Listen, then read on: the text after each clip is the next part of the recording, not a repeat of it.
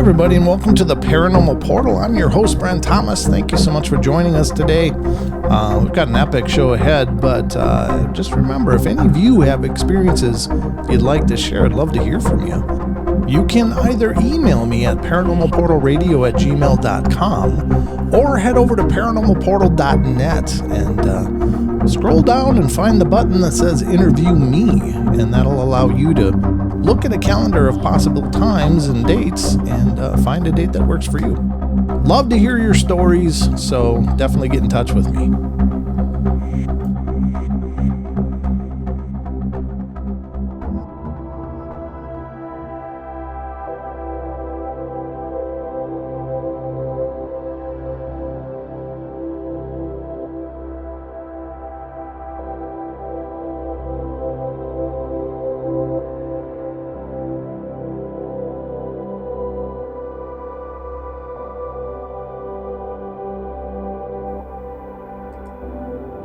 Hey everybody, and welcome to the Paranormal Portal podcast. Hope you guys are doing wonderful out there.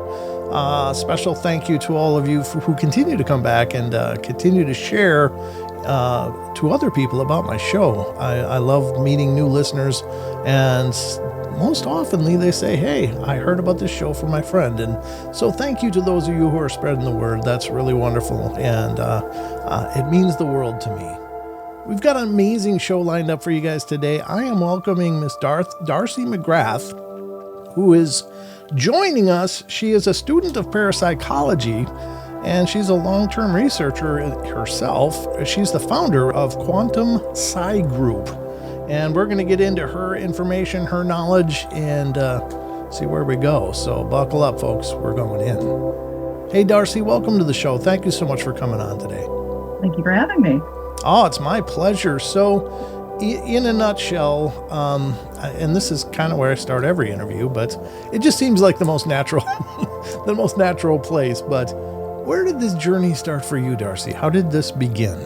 Well, it started when I was little. My parents always told me, well, if you need the answer to that, go look it up. Well, that was their mistake. We didn't have the internet back then, but we had libraries, and I made heavy use of that. So when I started hearing those footsteps around my bed at night and learned every prayer there was in Sunday school faster than everybody else, because I was using them every night, I decided I'm going to go to the library and start looking into things. Well, back in the age, they didn't have haunted locations you could go visit, and there wasn't ghost hunters you could go talk to. This was the golden age of parapsychology back in the 70s, which I realize I'm dating myself. But anyway, about every university in the United States had a Psi lab going on in their basement where they were studying psychic phenomenon and psychic experiences with people. So Ghostbusters wasn't making that up, folks. They were doing that. But even here in our local area here. So the books I was picking up off the bookshelf here were written with people with a lot of letters after their name. So Dr. William Roll, who is the father of modern poltergeist theory, okay, and Dr. Gertrude Schmeidler, who was studying parapsychology and teaching at New York City College.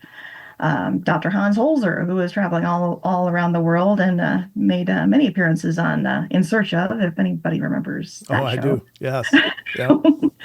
But so, yeah, I was reading about a lot of this stuff as a kid. So much so to the point that the librarian was getting nervous because all of these books were underneath the classification of occult. Oh, right. And yeah, you know how the definition of occult goes. Yes. You know, and there were concerns, and there were phone calls home, and my mother said, yeah, I don't want you reading those books again. I'm like, okay, Mom. And then I slid the books in between my textbooks and brought them home anyway, as children often do. Sure.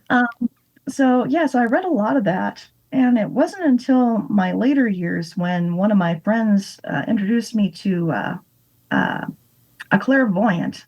And for those that don't know what a clairvoyant is, they are somebody who psychically taps into information. They may not necessarily know 100% from where, but they will read for you. And this gal read for me and said, you give a lot of your own personal energy away. You need to learn Reiki. Oh. And I'm like, Reiki? I don't even know what that is. And she goes, yeah, neither do I. She goes, but this place downtown teaches it. So I ended up down there, ended up taking some classes, which were fascinating, but they were starting their own ghost hunting group down there. And I'm like, oh, wow. So all this knowledge I cultivated over all this time maybe might be put to good use. So I'll do that. Didn't really felt like I fit in very well there because I have a very analytical mind. Mm. So a lot of the technology they were using, I was kind of shaking my head at and not really understanding where did this come from? Oh, it was built in somebody's garage. I'm like, oh, well, okay. Sure. What kind of shielding principles were they using? What kind of grounding techniques were they using for the electricity? And like, oh, well, they just looked at me like crickets. Oh, no. And so, but at the time I was working amongst engineers in avionics. I think our company now goes under the moniker of aerospace engineering. So yes, I work with rocket scientists. So I would take a lot of this stuff to them and say, can you look at these schematics? Do they make any sense to you? And they're just scratching their head and saying, what is this supposed to do again? Like, well, it's supposed to talk to dead people. Well, this doesn't even have a speaker output. This doesn't even have a microphone out or input. How is this supposed to? And then there were other ones that I talked to. They're like, that's really fascinating. Tell me more. Oh, really? So some of those technicians and engineers actually went along with me to some of these investigations that I would get involved in. But the more investigations I got involved in with the group, I was finding differences of opinion that were getting too strong. So I decided, okay, I'm going to do this on my own. And that's when I started Quantum Psi Group, which was a blend of parapsychology along with some metaphysics. And with some of the research being done in parapsychology at the time was actually proving, not disproving, a lot of the things that they were practicing in metaphysics. Wow. Okay. So that was really fascinating. Yeah. And I found a lot of my work going that way. So I guess in a way you can call me converted ghost hunter, if you want to put it that way. I kind of pulled out of the ghost hunting community and kind of went my own way about it. But that also brought a lot of different people to me, some being in engineering, some being in quantum physics, some being in astronomy. Right. Basically, that whole stigma that was being placed on studying paranormal back in the 70s was pretty much being removed. Oh, that's fantastic. Yeah. Yeah. And so I was able to attend some of the conferences with those guys, and I was so embarrassing because I was fangirling all over the place. Some of these scientists, and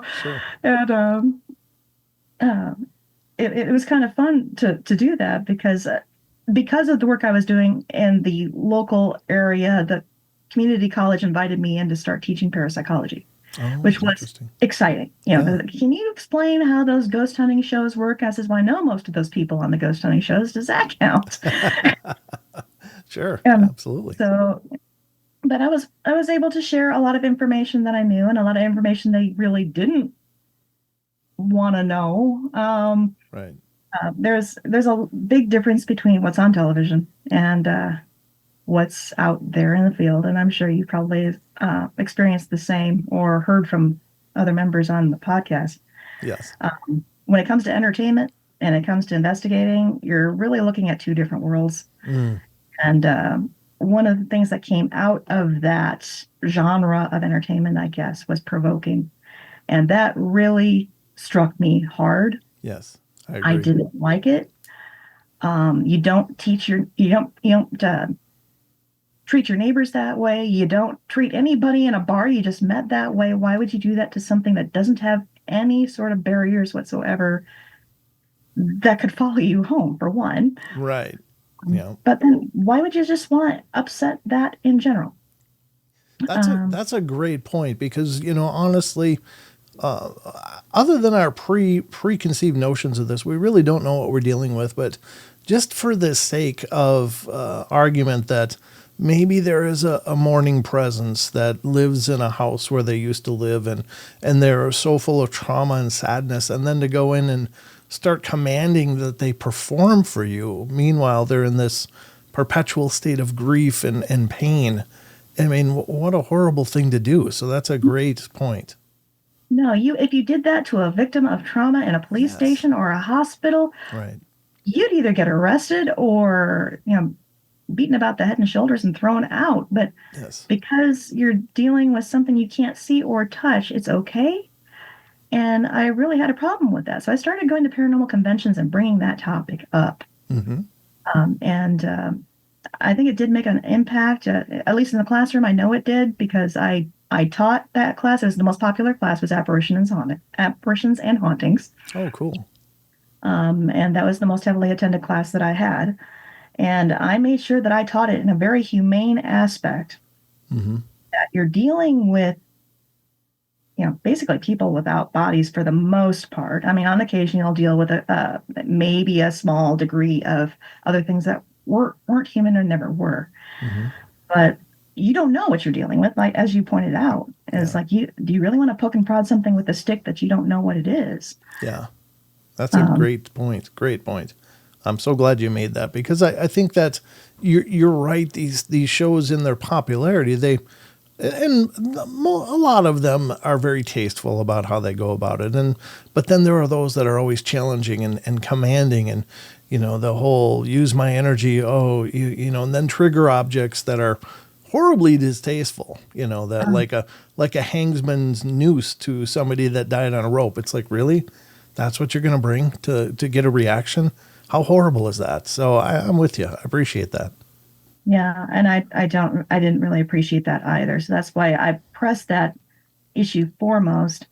But through those classes, I did have a student mention a place to me called the Mason House Inn, which is down in Bentonsport, Iowa. It's been in mostly perpetuity since 1849.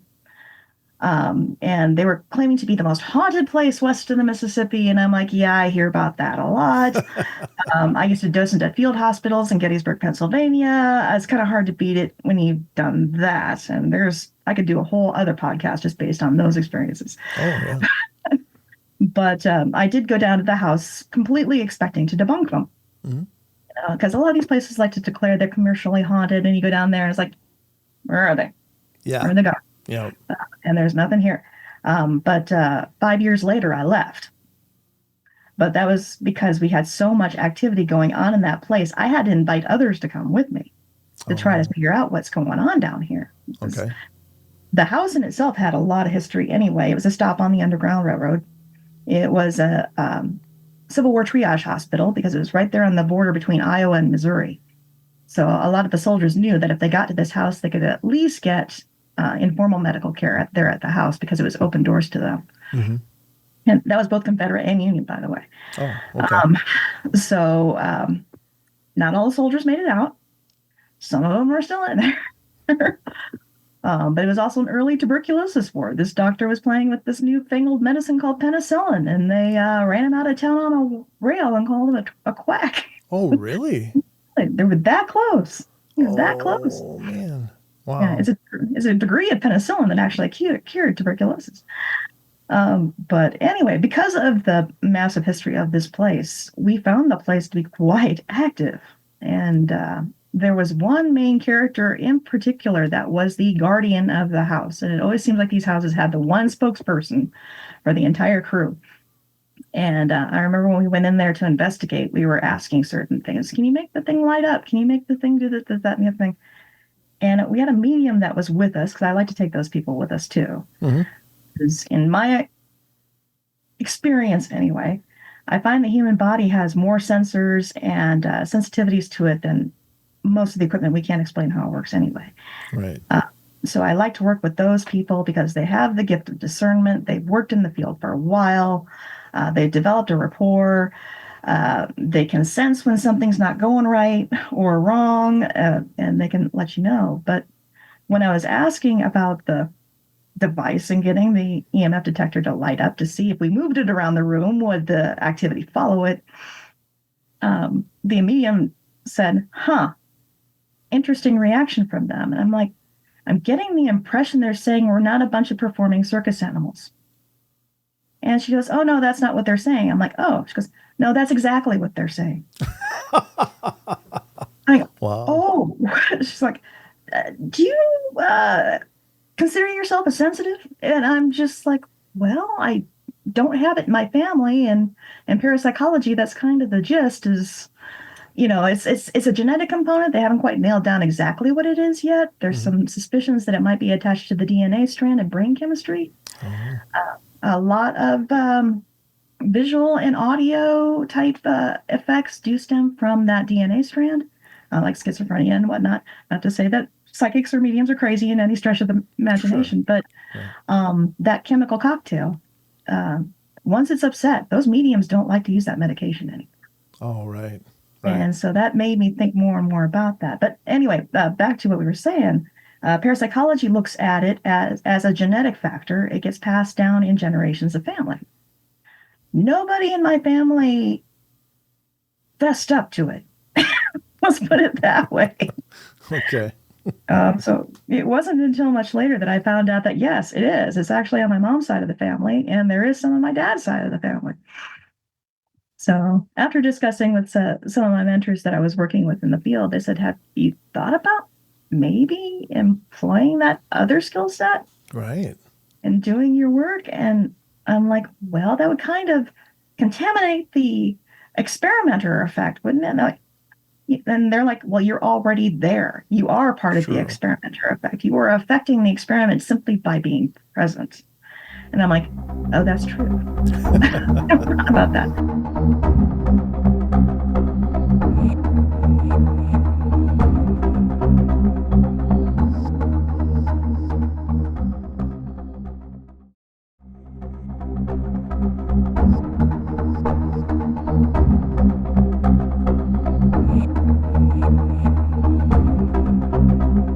So, and so one of my high degree mentors that has been in mind over matter studies for a long time said, kick it in, see what happens. And so I started developing almost a rapport with all these entities that were in that house. And I kept coming back time and time again. And the owner of the inn, one of which the female owner of the inn had abilities of her own. And she says, you don't understand how amped up this house gets right before you get here. Wow. They are just excited to see you. Oh, they are excited to talk to you. And I'm just like, okay. So that's when I started bringing other scientists with me, other researchers with me, people that wanted to test out equipment. And we found the entities in the house more than happy to play along. Oh, nice. And so some of the equipment worked great. Some of the other equipment didn't work so great. Some of the equipment had some interesting side effects we were not expecting. One of the things we got heavily into studying at the house was the Frank Sumption box, the very early version of the ghost box. Oh, okay. Okay. So Frank Sumption, for those that don't know, he was a amateur radio operator out of Colorado. And he had read an article in Popular Mechanics about speaking to the dead over the radio. Mm-hmm. And so he played around with radios quite a bit, to the point that he started having conversations with what he considered to be otherworldly entities. Oh, wow. Some he thought to be dead, some he thought to be aliens. He talked to the whole spectrum. Okay. Well, he started farming out these boxes to other investigators in hopes that they would research it further. Unfortunately, that didn't really happen. A lot of the investigators latched onto it, started using it to make money, didn't really start studying it. But I mean, I had to give the guy credit because he did publish his schematics. Oh, very nice. It's not that he was hiding any of this or trying to keep any of this money to himself. Mm-hmm. He really honestly wanted people to look at that.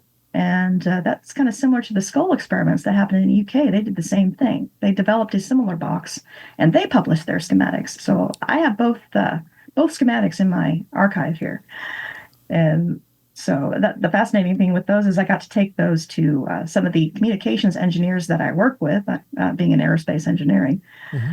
And they would look at this stuff and go, well, where's the input? Where's the output? There's no microphone on this. Where's the speaker? What's this thing supposed to do again? Mm-hmm. And I would tell them, and some of them would get absolutely flat out, that's nuts. And then there were some who were like, tell me more. Huh. And so some of these guys developed equipment of their own, and we took it down there to the house, and we worked with some of that. Some of the engineers I had more advanced backgrounds in quantum physics, so they suggested changing things around. using different, because I think they were using EM pumps at one time. Yeah. And I had seen through Mark and Debbie Constantino going back a ways. They used to be part of the Ghost Adventures crew. Well, they were a name in their own right. Sure. But they had discovered that these EM pumps, the entities did not like them. The entities were saying it burns, it hurts us, not that you care. And of course, Debbie Constantino was very sensitive to that fact because she was a medium. She says, we don't want to hurt you. There's no way we want to hurt you. We're really sorry about that. Right. Sharing that with an engineer, he said, you need to change that up. No, you shouldn't be using this. You need to change to a static generator. Oh. And I'm like, static generator? He says, you ever heard of a Van der Graaf generator? And I'm like, is that the thing that has the copper coils that go up into the ball and you put your hands on top of it and it makes your hair stand up? He goes, exactly that. He said, it introduced a gentler stream of EMF energy into the environment, and it's not going to blast them out of orbit when you turn it on. Interesting. And so we got to using something along those lines, and had some very fascinating effects with that. But we also learned that you have to be very careful who you're talking to and who you're introducing that energy to, because you don't know what they're going to do with that once they get it. Yeah, I suppose. Wow. So it really does empower them, though, yeah? It does. It does. We had some cameras set up around the device, and we could see some light anomalies coming across the screen. And at first we were kind of discounting it as like, well, this also tracks static charge. So this could be dust, this could be pollen, this could be any of those things. But when we went back and listened to the audio, we noticed when those anomalies would come into screen, there would be an audio attachment to it. Oh, neat. Okay. At the same time. And I've often told people, I says, I'm not a big fan of orbs. I think they're highly overdiagnosed. But at the same time, if you listen to the audio tracks when you're looking at that video track, you might find some interesting things there if you're paying attention. And that will discount whether you got a dust bunny versus maybe something else. Sure. Yeah, so we had some interesting audio phenomenon that was happening on the recorder, and in conjunction with those video anomalies.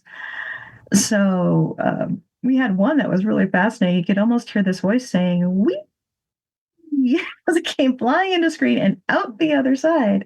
It's pretty funny. That is classic. Yeah. Wow.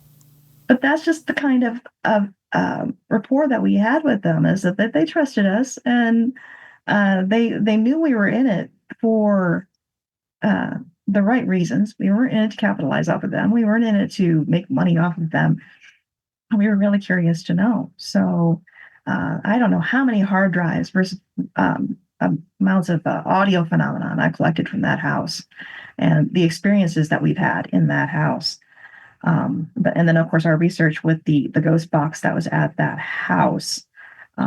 It did raise a couple of red flags with me about the ghost box, though. And most people are probably not using the Frank Sumption ghost box anymore. They've moved on to the SB7 spirit box. Sure. Yeah. It's the same technology. It's basically using colloidal silver to remove the channel lock. And so the signal floats along the band there. Oh, okay. It's basically the same tech. I had no idea how that was done, but that's fascinating. Yeah. There's some really cool YouTube videos that shows you how to build your own. Oh, fantastic. Yeah. I do have to ask, was there any of, it's very fascinating to me that you were able to consult and work with, actual engineers and such, and that you found a willingness in them, because oftentimes when you think of the world of the paranormal, it's like almost the antithesis to our sciences in a lot of, considerations. But I find it fascinating and wonderful and encouraging that there were, a few scientists in your realm that were like, oh, interesting. Well, let's look at this and let's try to develop this, because I've always considered that to be one of the biggest stumbling blocks of the field, is that it's not getting that kind of attention from the sciences, as it were. And if we could have a cooperation, how fast maybe we could move the needle forward in this field, because a lot of it is, pseudoscience at best. And I'm not casting aspersions by saying that, but unfortunately it's lay people developing these ideas. Whereas, it'd be great with that professional input and to come up with ideas and, maybe different circuit designs that would better utilize these subtle energies or whatever. I'm just spitballing as I'm talking, but that is exciting to me. Yeah, well, I actually work with another group called AZIR, which is the Alvarado Zangroni Educational Organization. They are parapsychologists. They've been parapsychologists for a long time. And Carlos Alvarado, God bless him, he's passed away, saw a very real data source in people that were working in the field. And unlike a lot of parapsychologists that were kind of writing off the paranormal field, they're not doing they're just doing empirical evidence. They're not even writing it down very well. They're not using scientific method, blah, blah, blah. Carlos was just like, well, tell me your stories. I want to learn some more. And have you considered using this? Have you thought about tweaking your approach that way? And so he was literally creating this bridge between the paranormal community and parapsychology, which I was really excited about. Yeah. And his wife, Nan, is such a sweetheart. And she teaches curriculum every year for free in parapsychology. And it's called ParaMOOC, MOOC. And you just literally sign up and register. And we'll have all these parapsychologists coming on. And some are field researchers that come on. And they'll talk about what they've been studying lately, and kind of give the paranormal field a taste of what this is all about. And other parapsychologists, too, are willing to see what's going on right now in the field and what's being studied now and what the approach looks like. So, yeah, there's a bridge. It's a slow developing bridge, but it's there. Yeah. Well, I have a friend in the Bigfoot community. Her name is Amy Boo. And she's an educator, just as far as a school teacher and stuff, but she's been fascinated and working pretty actively in her free time towards investigating Bigfoot and looking into that phenomena. And she actually has this group called Project Zoo Book, which has biologists and zoologists and people in the fields that are more covertly involved because professionally they can't, just say, oh yeah, I'm looking into Bigfoot, but they are at least a part of that, a part of the equation. And they've gone and looked at nesting sites and stuff. And it's like, wow, this is, they've really helped to reinforce the idea in a lot of ways that there are these undocumented creatures out there. And it's fascinating. So I'm just really thrilled to hear about, your work and what you've been managed to bring together, because I think that it's a huge opportunity to really move the ball forward, as I said before.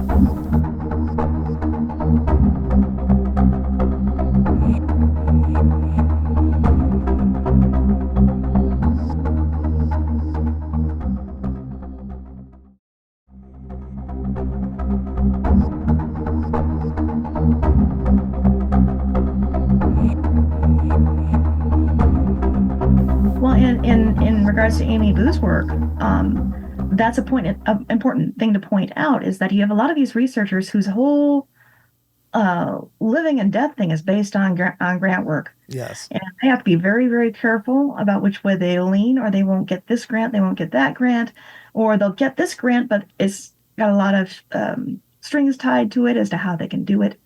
Us people who are field researchers out here don't have those tethers. Yeah.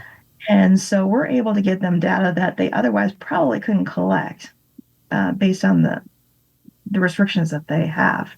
So, yeah, to cut off the field researchers entirely is a detriment to the work. Yes. And I think some of the researchers, the scientific researchers, are now beginning to see that. Oh, that's fascinating. It's absolutely fascinating. And it's encouraging, exciting. I'm excited, especially when you mentioned that some of these electrical engineers and such were helping to develop at least ideas to test. And have you found that they've helped to create tools that are yielding positive results? One of the researchers I got a chance to talk with was, I don't know if you're familiar with Andy Kopic.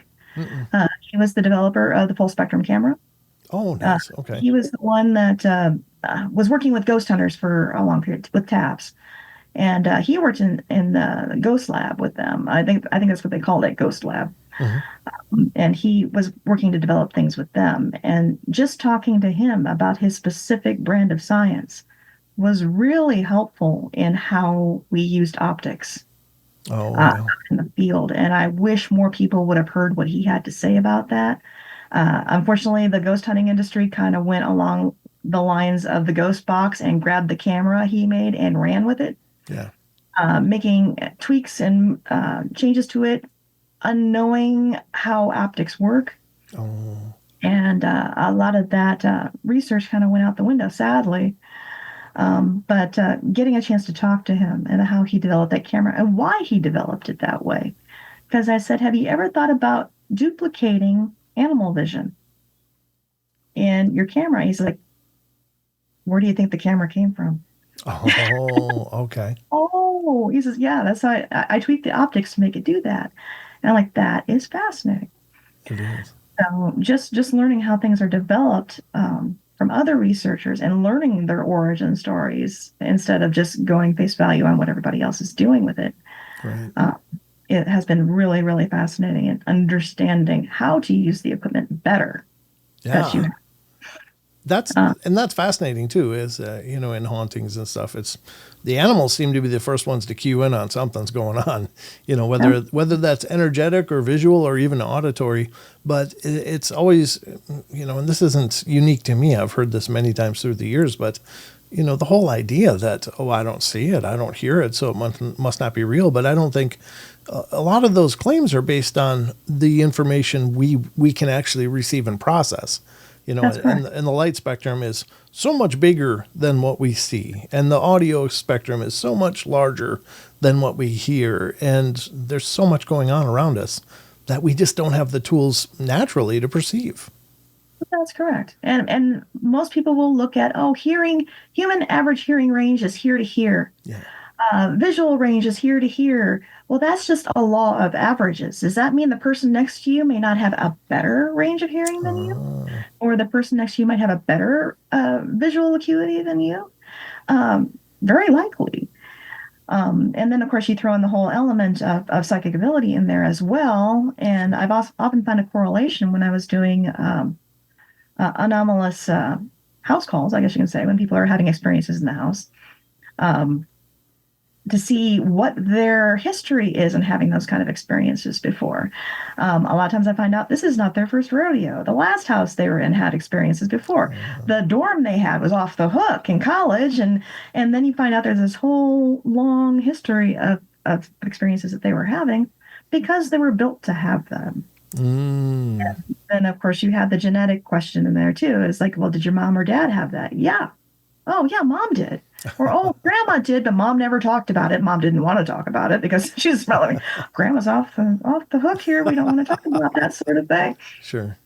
So, they used to talk about it skipping a generation. I think the problem is the next generation didn't want to talk about it.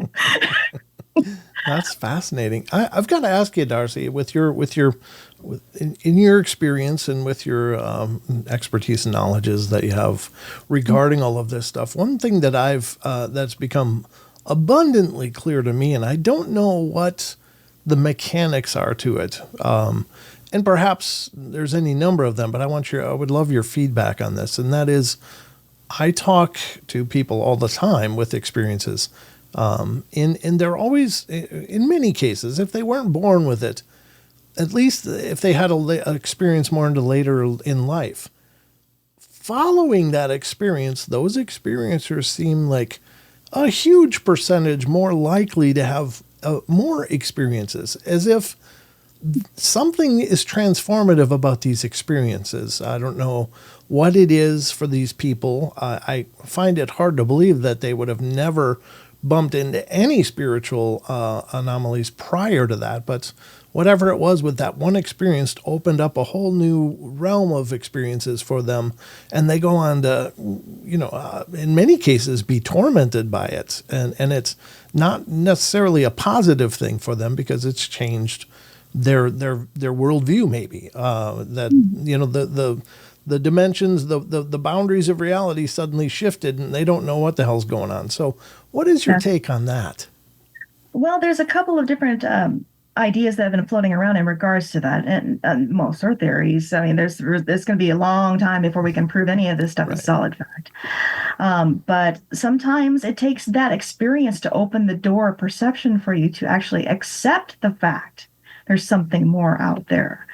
In some cases, we've had people that have had near-death experiences where they've crossed over and returned with infinitely more knowledge than they had before, and then all of a sudden now they're able to hear things. Now they're able to see things, and it's like that door has been opened for them.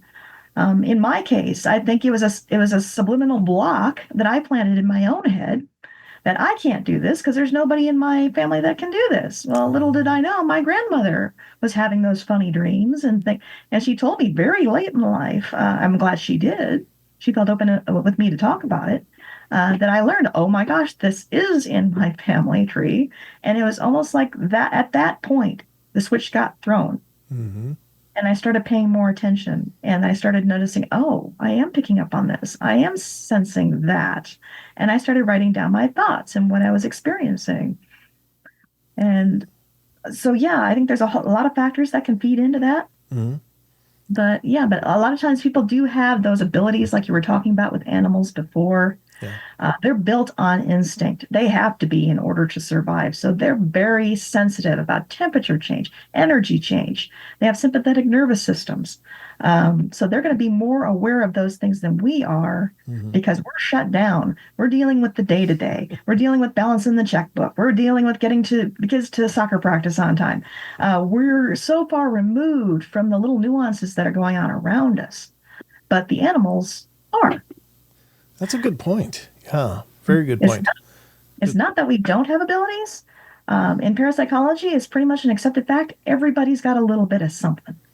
Yeah, and that's another great point. There's a couple of things that I'd like to respond to, and that's very much in line with what you're saying, is that, I think that maybe it's not unique to any one person, but there might be any number of factors that have certainly turned it on for some people more than others. But I keep thinking about like end of life experiences, like when people are in their deathbed and they're the same person in retrospect to who they've been their whole life. But suddenly they can see their deceased spouse coming into the room and talking to them. And so the mechanics seem to be in all of us. And they can have conversations with their dead grandmother and so on. And it's fascinating to me that suddenly those blinders are lifted. But I think you're hitting on something really, really powerful in that the world excels at overstimulating us. And you're right. We're taken out of our natural state. We're given synthetic, powerful fragrances, enhanced foods, and spices, and all of this visual representations, and our technology, and it all just brings us into this overstimulated maelstrom, and so perhaps that's a great point. That's it takes us to recenter ourselves, in a manner of speaking, to get back to those more latent parts of ourselves that we haven't acknowledged. And I think you're hitting another point there too, is that's why so many people that are out in nature, walking the trails, walking the fields, decompressing from the day, and then all of a sudden there's a Sasquatch. It might have been there all that time, but you were so distracted by everything else going on around you, you didn't see it. Yeah. It might have been in those woods all along, but you just paid attention to it. Or there's a light in the sky where if you were really distracted and down in your phone and not paying, you wouldn't have seen that light up in the sky. It's not that it wasn't there. Right. It's just we're paying attention to it. So I have a theory about some of this, Darcie, and I don't know, because I like to think that there's a rhyme and reason for everything, that this stuff isn't just arbitrary or random, that there is maybe a greater reason for it. And I've often toyed with the idea, since at least doing the show, that these events, I think, are maybe some type of universal breadcrumb for us, just to get us to open our eyes and realize that the reality we're in is not this rigid concrete box. It's fluid and expansive, and it's a myriad of possibilities. But, since we're in this hyper-focused, blinder world that we've created for ourselves, we're so drawn away from that. And this may be the universe going, hey, wake up. That's right. Yeah, and I think that's why some of these people that wake up and then have this very negative experience, Yeah. they realize just how ungrounded they are at that time.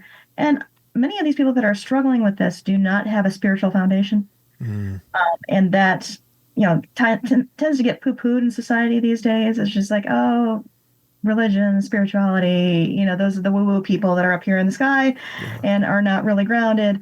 But those are the people that have the toughest time with this, because they don't have any tools to deal with this stuff when it happens to them. And that negative stuff is going to seek those people out, because they're easy prey. Because they don't have any shields, they don't have any methodology to go and push these things away. They're frightened and they're scared, and rightly so. I mean, some of these experiences I've been privy to are terrifying. Mm-hmm. But and I had experiences of my own. I started out when I was young and foolish. There was a day I was like that. But I found my own spiritual grounding through this work, and thank goodness I did, because I can imagine where I would be at in my mind today if I didn't have it. But yeah, and sometimes I have to talk people through that. It's like, it says, have you ever thought about prayer? And they're like, I don't know how. I'm like, what? They've never learned. They've never been taught. They didn't grow up in that kind of environment. Or if they did, they've completely forgot about it. Right. And it's a method of grounding your energy. Yeah. That's what prayer is. I mean, you can look at it as a religious thing if you want to, but if you want to break it down to an elemental point, it's grounding. Yeah.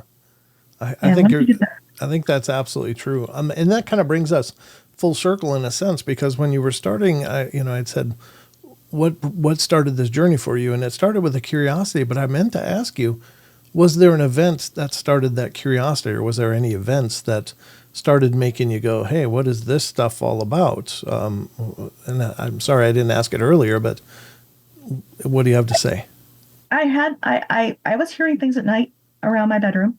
I think I remember talking to my dad about waking up in the middle of the night and looking down and seeing my body in the bed. Oh, you went on about it. And that freaked me out. And he just kind of laughed it off and says, oh, yeah, I came in. That was really funny to see you like that. Ha, ha, ha. And we never spoke about it again. And I didn't even give it another thought until I started really digging into parapsychology. I'm like, oh, people do have these experiences. They have reported this. I mean, they weren't physically out of their body per se, but their consciousness had separated. Right. Yeah. And even the United States government, when they started working with remote viewing with Project Stargate, the Defense Department literally looked through psychological profiles looking for people that had dissociative disorders. Oh, is that right? Yes, because they knew those people could step out and assess a situation apart from themselves. And some of that was because of abuse and trauma, unfortunately, that we tend to hear that most of all anyway. But if they have that dissociative ability, they tend to be more open psychically and can receive information in different ways. Huh. I did not know that. I've done a show about Stargate, and I found that very fascinating. But I didn't know that there was a criteria of screening looking for that very thing. Wow. There was, and I'm trying to think of the gentleman that was involved in the program from the defense standpoint. I met him. He was doing a lecture down here in Iowa City, and that's when he shared it. And he's like, oh, yeah, we went through psychological profiles looking for that specifically. Like, wow, okay. So, but it makes sense. It really does.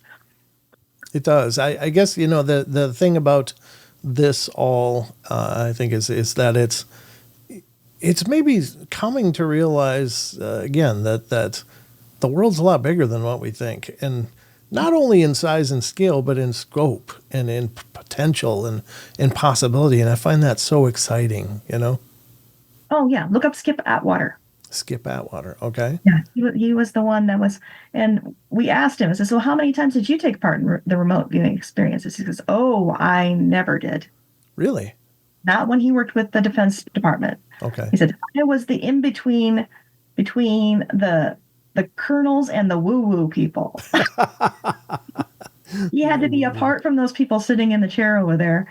Otherwise, they wouldn't accept the information from him. Oh, okay. So it wasn't until he got to work for the Monroe Institute out in New York and developing a remote viewing program out there did Skip actually start doing some of that outside. Oh, okay. Or the Defense Department. So you'll have to look into that. It's interesting reading. Right. And I before we're done here, I just wanted to make sure to hit on this because you are a person that's been looking into this your whole life. And of course, you're an active researcher or investigator to whatever manner. I'm sorry about the labels. I just, but what advice do you have for people that may find themselves dealing with some of this stuff? What is the best advice you can give them to help them come to terms with it or where to go to find resolution? Well, you're going to have to deal with your measure of curiosity about it. I mean, because I've had somebody that was like, I want to get rid of this. I don't want to deal with it anymore. I don't want to deal with it. Yet he still dabbled in it and played with it. Oh. So what he was saying wasn't exactly matching what he was practicing. So I think everybody to a certain degree is curious about this. Mm-hmm. But if you're going to be a stranger in a strange land, you better make friends with the natives. And it kind of falls back into the whole spirituality aspect of it. Sure. Okay. Is that you are a being that needs eat, sleep, and a mental health balance. Mm-hmm. These entities you're interacting with don't. Right. Which means they can come after you at any time. Yep. So you have to be aware of that. So if you're able to establish a spiritual grounding or if you're working with spirit guides even, to find somebody that can help block you from that. Okay. And protect you from that. That's always an important thing I stress to people, even if they're not spiritual. It's like, well, take a look around. Take a look around the block. See if anything really jumps out at you, something you're really curious about. Read more about that. I had a friend of mine that was very nervous about coming out to me as being, I don't know if pagan is the right word for it. I think she's more of a folk witch. Okay. Her family grew up in that tradition. Mm-hmm. She was afraid to tell me that. Yeah. And I said, well, why? And she goes, well, I thought you were going to look at me as strange and you weren't going to talk to me. I was like, it's another form of developing your psychic sense. That's all it is. Okay. And so, I tell people that too. It's like, if you want to grow your ability, you want to work with that, you can look into psychic tools, whether it be tarot or dowsing. I'm a huge dowser. I actually use the rods. Oh, nice. Some people use pendulums. Some people use runes. And then after a while, after you develop your sense with those skills, you don't need those anymore. It's almost like your psychic security blanket. You can give that up. Oh, interesting. And you can start drawing from your own intuition. Now, I interviewed a gentleman who was, in his mind, the rods were being influenced by other things. But is it your take that the rods are simply a focal point for your own energies, or is something else interacting through the rods, or is it both? Yeah, I've had interesting conversations with Lloyd Auerbach about that, and like I said, Lloyd's been a mentor of mine for a long time, and he's very much of the mind over matter principle. And he's like, oh, it's idiomatic motor response. That's all it is. You already have the answer in your mind. The rods are just validating for you. That's not been my experience with these things, because I will have the rods find things for me that I've lost, that I don't know where they are. Right. And these rods are pointing. But back to the original point that I was trying to make about the spirituality, you don't want to just throw that question out there to just anybody, or just anybody's going to answer you. And it may not be somebody of the best intent. Mm-hmm. So I tend to work within my own spirituality of my circle of higher beings, I work with angels. Okay. Might as well go to the top if you're going to do it. Yeah. Yeah. They're not looking for payback. They're not looking for me to give them any favors. They're going to work with you. So I always work through them, not through anything that's just pointing those rods around everywhere. Okay. So I don't know if that answers things. No, it does. But I've got to say that I agree with you. It seems to be more than just an idiomatic, whatever you said. Motor response. Motor response. It's a mouthful, yeah. It is, but because I instantly was thinking, well, like the water dowsing and the gold dowsing and the fact that you can dowse for pretty much anything that you're interested in finding, and they seem to be largely quite accurate. In fact, there was a study that was done using a university group of hydro people dealing with finding wells, and then compared to dowsers. And the dowsers went through this plot of land, and then they had the university come through and plot where the water was. And I think the university group was at like maybe 28%, where the dowsers were somewhere in the 80th percentile. So it was a huge disparity in the results that kind of boggles the imagination. Now, I don't know what kind of controls were employed and anything other than the anecdotal reference to it, but I find that fascinating if that's accurate. And, Sure. and it's, it definitely would speak to the fact that, well, it's some kind of interaction that defies our current understanding. So That's true. I mean, I've had other people that are of a skeptical mind. They're like, well, I had a dowser sitting right in front of me and they were wrong 80% of the time. And I'm like, and how badly were you drilling them in the head with your piercing gaze, giving them test anxiety while they were trying to use it? Right. Yeah. Yeah. Because it does have to do with, creating a circuit. And if you're being stressed while you're trying to do it, you're never going to get to that point. Yeah. You're an organic energy source that's going to be influenced by what's going on around you. So Yep. that's the trouble with the lab experiments with this stuff, is that to get somebody to perform on cue in a lab, that's going to be hard because everybody's having a bad hair day. Their mind might be somewhere else. Yep. The lab doesn't always work, which is why us collecting empirical evidence out there in the field is so important. It's because that's the spontaneous stuff that's just not going to happen in a lab always. Well, Darcie, obviously you're going to have to come back, and maybe several times. It's up to you, but I just want you to know the door is always open. I've had a fascinating journey with you today, and I really thank you for coming in. But I want you to take some time to let people know how to stay in touch with you, how to find more information about what you're doing. Yep. You can find me by Googling paranormal researcher Darcie McGrath or Quantum Psi Group out there on Google. I have also published 2 books based on the house that we spoke about. The second one just released this week. The name is Mason House, and of course the real name is, but I changed the name on the book to protect the guilty.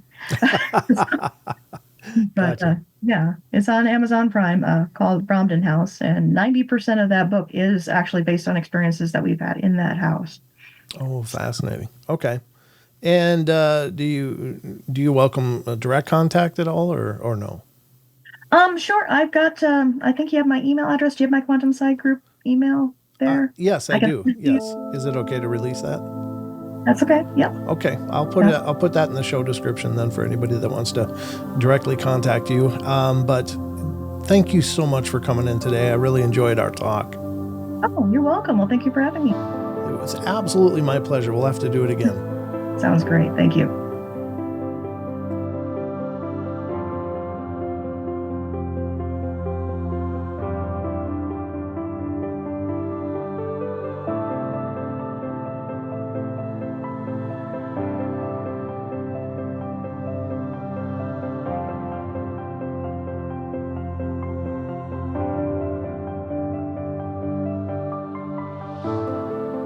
All right, everybody, that's going to wrap it up for us today. So hope you guys enjoyed the show, and thank you again so much for all your love and support. And remember, if you want to follow the Paranormal Portal, probably the easiest way is to head over to paranormalportal.net. And that's the homepage for the Paranormal Portal. And you'll find links to all of our different social media and sites and information about the shows, including our YouTube channel, which is youtube.com/paranormalportal. Or just look for Paranormal Portal on Google or whatever search engine, and you'll find links to our social media such as Facebook, Instagram, TikTok, and Twitter. So we're kind of all over the place, and we're spreading as well as we can. But anyway, thank you so much for the love and support. You all take care, and remember, we love you all. Be good, be kind, be nice. Take care of each other, help each other out, find the magic in every day, and remember to laugh as much as you can. Until next time.